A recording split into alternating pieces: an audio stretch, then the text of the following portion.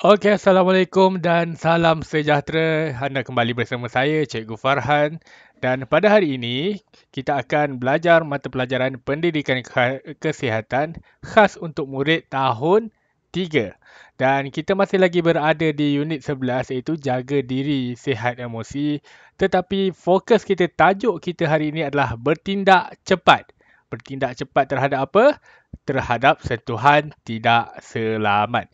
Jadi kepada murid-murid, jangan membuang masa lagi. Boleh terus mengambil buku teks masing-masing.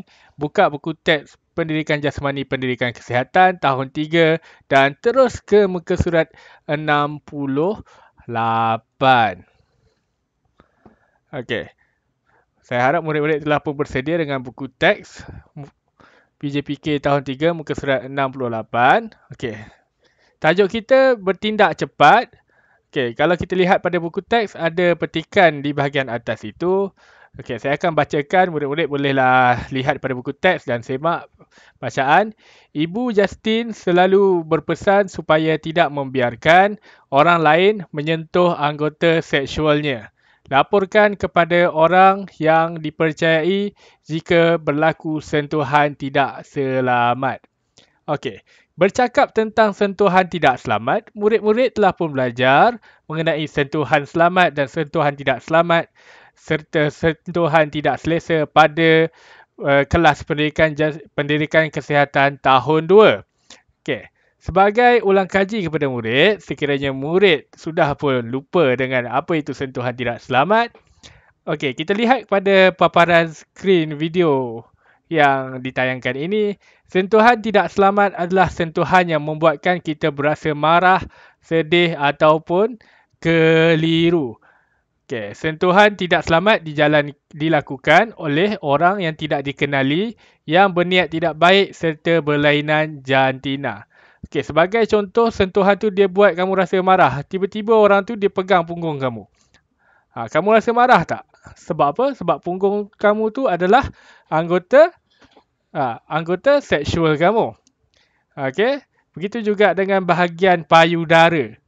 Ada orang dia akan berasa marah, ada orang berasa sedih apabila bahagian tubuh, bahagian anggota badan yang anggota seksual disentuh oleh orang lain. Jadi untuk sentuhan tidak selamat ini, okey, dijelaskan kalau kita murid masih lagi ingat pada kelas PK Pendidikan Kesihatan tahun 2, okey, ini adalah sentuhan yang dilakukan dengan niat yang tidak elok. Biasanya dilakukan oleh orang yang tidak dikenali lah. Dan biasanya dilakukan oleh orang yang berlainan jantina. Okey, sebagai contoh untuk murid perempuan, mungkin pelaku sentuhan tidak selamat ni, maksudnya orang yang melakukan sentuhan tidak selamat ini adalah orang lelaki dewasa. Okey, begitu juga dengan murid lelaki. Okey, murid lelaki biasanya sentuhan macam ni mungkin dilakukan oleh perempuan dewasa, okey, wanita. Kita tak tahu tiba-tiba dia datang, dia nak pegang kamu punya anggota kemaluan tu kan. Zakar ataupun faraj, jangan benarkan. Itu adalah sentuhan tidak selamat. Okey, kita lihat apa yang kena bertindak cepatnya tu. Okey, bertindak cepat ni maksudnya kita perlu melakukan sesuatu dengan pantas. Okey, dengan cepat. Okey, kita lihat dulu siapakah orang dewasa yang kamu percayai. Dalam buku teks ada dalam kotak berwarna merah itu. Okey. Kotak berwarna merah ini yang ada gambar bulan tersenyum ini, tersenyum liang ini. Siapakah orang dewasa yang kamu percayai, murid-murid? Okey, seperti yang kita telah pun belajar, orang dewasa yang kita boleh percayai adalah ada 4. Okey, yang pertama, ibu bapa. Okey, ibu bapa murid boleh kamu percayai. Okey, kalau ada apa masalah boleh bagi tahu kepada ibu bapa. Okey, yang kedua, guru. Okey, lihat pada gambar. Okey, ini adalah ibu bapa. Okey, ini anak dia. Okey, yang kedua adalah guru. Okey, sebab kalau dekat sekolah, siapa ibu bapa murid? Guru adalah ibu bapa murid. Jadi kalau berlaku sesuatu, murid-murid bolehlah beritahu kepada guru. Yang ketiga, polis. Okey, tugas polis apa murid-murid? Tugas polis adalah untuk menangkap penjenayah. Jadi orang yang melakukan sentuhan tidak selamat adalah penjenayah sebenarnya. Jadi murid-murid bolehlah beritahu kepada polis. Jadi polis adalah orang yang kita boleh percayai. Okey, dan seterusnya orang yang boleh kita percayai adalah doktor. Jadi murid-murid janganlah pergi dekat doktor tu kata, okey buka baju kamu, saya nak periksa, buka seluar kamu, saya nak periksa. Janganlah murid-murid takut pula. Sebenarnya doktor tu menjalankan tugas mereka sahaja untuk mengesan dan merawat penyakit. Okay, ada 4 orang dewasa. Senang saja nak ingat. Ibu bapa, guru, polis dan juga doktor. Okay. Kita lihat pada buku teks. Gambar ni saya ambil daripada buku teks. Muka surat 68 tadi. Ini adalah gambar yang menunjukkan contoh situasi yang perlu dilaporkan. Dilaporkan kepada siapa, cikgu? Okay, dilaporkan kepada orang atas ni lah, kepada orang yang kita percayai lah. Kalau benda ni berlaku, situasi ini berlaku kepada murid-murid. Kita lihat ada 4 situasi yang ditunjukkan di dalam buku teks. Yang pertama, yang kedua, yang ketiga dan yang keempat. Kita ikut gambar, nombor dia mengikut turutan jam. Okay, kita lihat gambar yang pertama. Contoh situasi yang perlu dilaporkan. Apabila ada orang cuba untuk menyentuh anggota seksual kamu.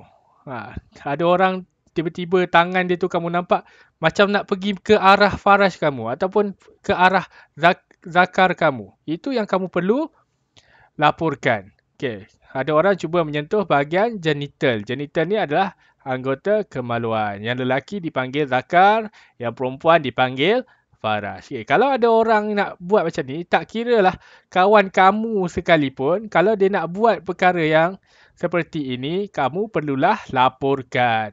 Laporkan kepada ibu bapa, guru, polis dan juga doktor. Tapi kalau tak ada doktor dekat sekolah, kamu boleh laporkan kepada ibu bapa. Kalau dekat luar tak ada ibu bapa, tak ada guru, laporkan kepada polis. Okay, tidak kira walaupun orang yang sama jantina. Maksudnya orang yang nak pegang kamu tu lelaki, anggota kemaluan kamu tu lelaki, tak boleh, yang perempuan pun tak boleh. Faham? Okey. Yang kedua, kita lihat gambar yang kedua. Situasi dia, ada orang cuba menyelak baju kamu. Kamu suka tak baju kamu tu diselak? Tiba-tiba je nak selak. Dalam kelas tiba-tiba ada kawan kamu nak tarik baju kamu, skirt kamu tu naik atas. Kamu suka tak? Kenapa tak suka? Sebab kamu akan rasa malu kan? Malu orang lain dapat tengok bahagian tubuh badan kamu. Sedangkan bahagian tubuh badan kamu adalah hak kamu. Jadi, kalau ada situasi seperti ini, murid-murid perlulah melaporkan kepada guru ataupun ibu bapa. Balik rumah, bagi tahu kepada ibu bapa.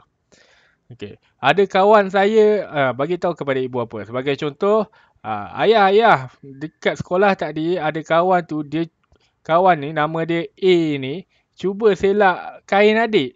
Bagi tahu macam tu dekat ibu bapa kamu.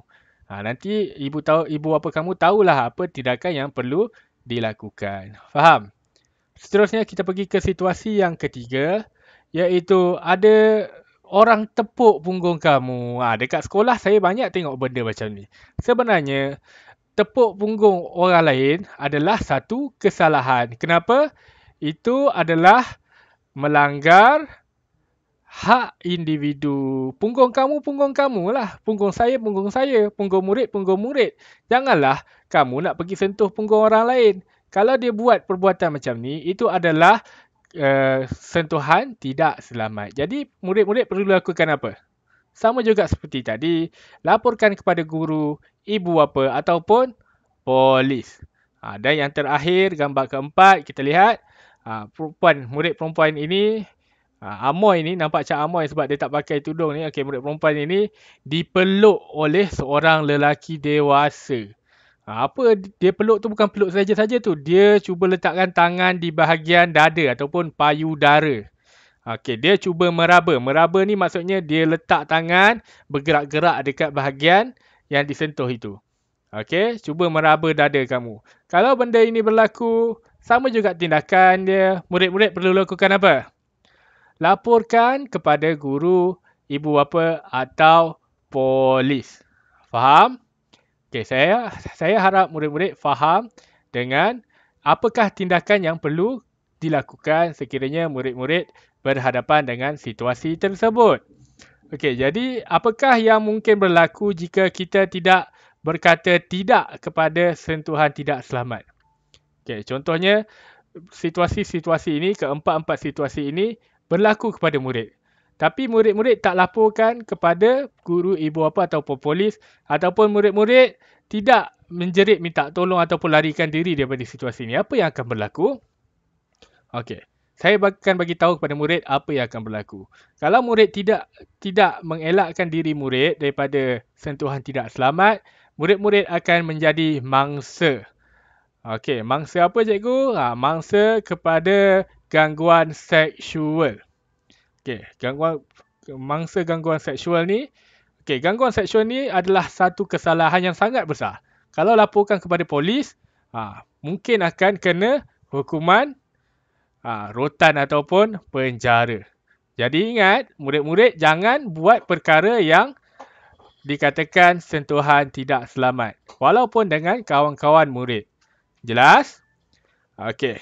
Itu saja untuk buku teks muka surat 68. Jadi, tengok dekat sini. Apakah yang perlu dilakukan sekiranya berlaku situasi ini kepada murid? Okey, situasi yang kita bincangkan sebentar tadi. Ada 4 tadi. Okey, berkata tidak dan lepaskan diri. Itu yang pertama. Murid-murid kena kata tidak. Kalau orang tu nak pegang, kamu kata tak nak, jangan. Okey, tidak, tak nak. Tolong jangan. Bercakap elok-elok. Kalau dia tak faham bahasa, jerit. Tak nak. Okey. Tolong. Murid-murid perlulah lepaskan diri murid-murid. Kalau dia cuba peluk kamu buatlah macam mana pun, larikan diri. Kalau dia peluk kuat-kuat cikgu, dia peluk dekat bahagian badan kamu gigitlah tangan dia. Buatlah apa-apa secara sekalipun. Tendang dia ke, tumbuk dia ke. Buat sedaya mungkin, lepaskan diri murid-murid. Jangan jadi mangsa kepada sentuhan tidak selamat. Yang kedua, seperti yang kita belajar pada hari ini, laporkan kepada ibu bapa, guru ataupun polis. Saya harap murid-murid jelas dengan penjelasan saya pada malam ini, iaitu berkaitan bertindak cepat. Bertindak cepat untuk apa? Untuk situasi sentuhan tidak selamat. Okey, itu sahaja daripada saya pada sesi pembelajaran hari ini. Saya Cikgu Farhan mengucapkan ribuan terima kasih kepada murid-murid yang menonton dan juga yang menonton daripada awal sehingga akhir. Kita berjumpa lagi pada sesi pembelajaran akan datang. Assalamualaikum warahmatullahi wabarakatuh dan salam sejahtera. Okey, sebelum itu, tugasan untuk murid adalah menyenaraikan contoh situasi yang perlu dilaporkan di dalam buku tulis. Okey, bye.